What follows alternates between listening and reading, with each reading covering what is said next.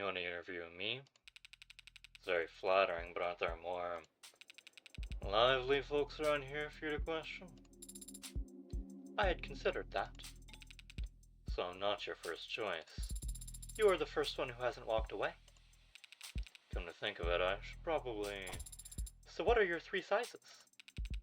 Have you been opening with that? Should I not? Do you have any pets? Afraid not. Would need 1 or 2 over 3 promotions to afford that kind of thing. Are pets that expensive? Only if you care about them. Maybe if I found a place closer to the park. Have you ever owned any automated dependents? Not had the chance. Would you own one if you could? Maybe one of the little vacuum ones. Anything more complicated than that is... If you find the owner's manuals intimidating, there are video-based tutorials I could show you. I'm not worried about the ease of use, don't worry. When I say complicated, I mean... It's like what I said about pets. Finally, leave a goldfish in a tiny bowl. Time it takes to swim half a lap, it'll have forgotten what the first half looks like. Not a very tall hierarchy of needs there, easy to please. But a cat? A dog? I don't want to be at work thinking about how bored they are sitting at home. Today's ads are a lot smarter than dogs, about most things. It's a very thoughtful perspective, Detective London. It's a moot point anyway. I need to get hit by a city bus to afford any of the new stuff Noble's selling. No, you're thinking of the sheltered generation. Sheltered as in sheltered upbringing? We're sheltered in place. There was a lot of uncertainty during their childhood, so when they grew up they wanted surety, safety, stability. Wanted to know that their heat would stay on in the winter. And their politics reflected that. But that was all before my time. My generation is a little more, well, Generation Zen. That's what they called us in their think pieces. Even-tempered, mentally strong, and more than a little cynical. You disagree? It wasn't a matter of mindfulness, we just grew up without false expectations.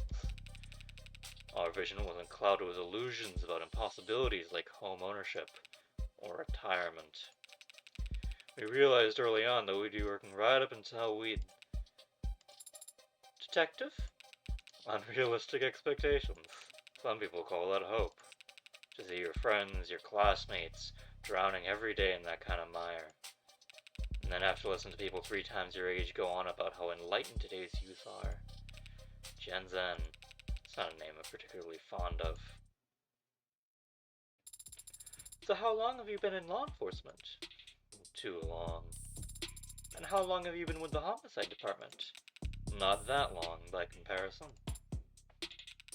Sorry, don't mean to be overly vague.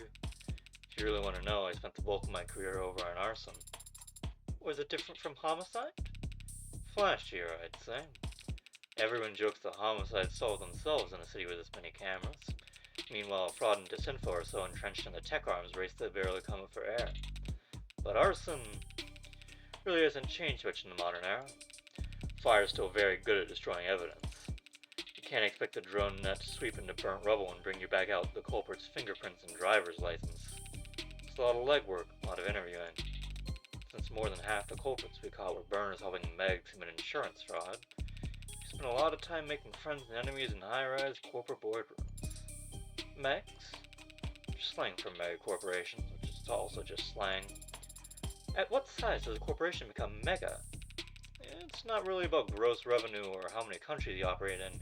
If you're big enough to crush people, you're a meg. An apex predator among apex predators. Like the Ototus megalodon of the Miocene epoch. Hey, that's... Wait, is that where it comes from? So why are you working in the homicide department? What's that? Why'd you leave arson? The smoke. The smoke? She got to a point where I couldn't stand the smell.